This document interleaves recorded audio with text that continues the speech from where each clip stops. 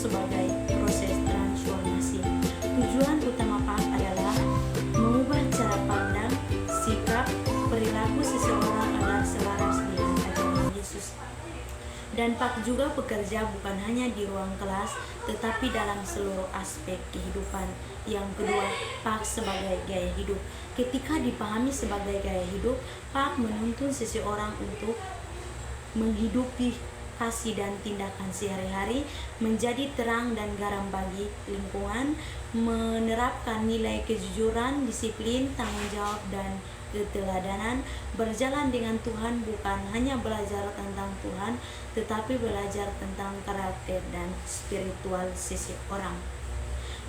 PAK itu gaya hidup dan bukan mata kuliah, mengajak kita untuk menghasilkan pribadi yang hidup sesuai dengan iman, bukan sekadar lulusan ujian. Dan PAK juga menjadi nyata ketika ajaran Kristus tercermin dalam kehidupan kita sehari-hari. Terima kasih. Salam, perkenalkan nama saya Dening Intamono, biasa dipanggil Nini. Saya dari Prodi PAK Pendidikan Agama Kristen semester 1 kelas B. Tujuan saya membuat video ini adalah untuk memenuhi tugas UTS mata kuliah pembimbing PAK. Topik tujuan PAK, judul PAK itu gaya hidup bukan mata kuliah. Pendidikan agama Kristen dipahami sebagai mata kuliah yang harus dipelajari di sekolah atau di kampus.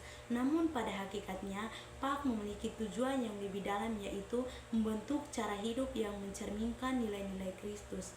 PAK juga bukan sekadar pengetahuan kognitif, tetapi pengetahuan karakter spiritual. Yang pertama, PAK sebagai proses transformasi. Tujuan utama PAK adalah mengubah cara pandang, sikap, perilaku seseorang agar selaras dengan ajaran Yesus. Dan PAK juga bekerja bukan hanya di ruang kelas, tetapi dalam seluruh aspek kehidupan. Yang kedua, PAK sebagai gaya hidup.